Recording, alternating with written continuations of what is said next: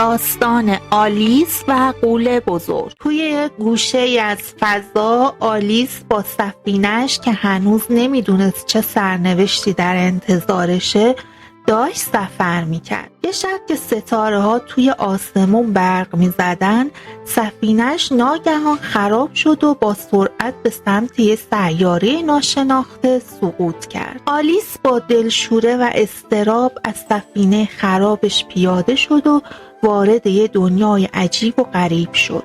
اونجا با موجودات دوست داشتنی آشنا شد که خیلی مهربون و خوشقلب بودن.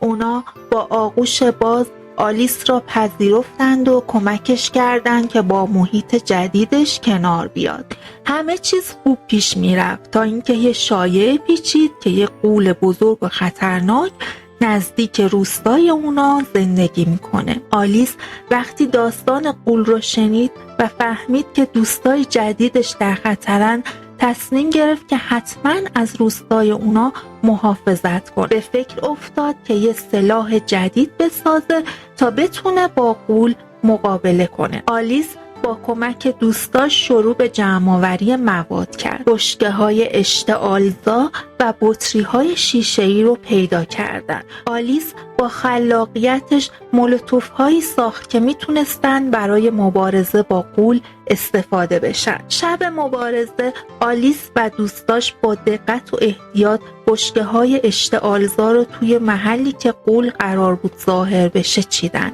وقتی غول ظاهر شد، آلیس با شجاعت مولوتوف‌ها را به سمت بشکه‌ها پرتاب کرد و شعله‌های آتش همه جا را گرفت.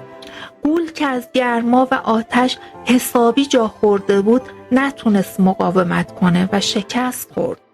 آلیس و دوستاش با همکاری و شجاعت تونستن غول رو شکست بدن و دوباره آرامش را به روستا برگردونن. این پیروزی بزرگ باعث شد که آلیس یه قهرمان بشه و به دوستای جدیدش نشون بده که با همکاری و شجاعت هر چالشی رو میتونن پشت سر بذارن. بعد هم آلیس و دوستاش شروع به تعمیر سفینه کردن و بالاخره بعد از مدتی آلیس تونست سفرش رو ادامه بده. وقت این رسیده بود که آلیس با دوستای خودش خداحافظی بکنه و بعد از اون آلیس و دوستاش با گرفتن چند تا عکس یادگاری هر کدوم به راه خودشون ادامه دادن. امیدوارم که از این داستان لذت برده باشین.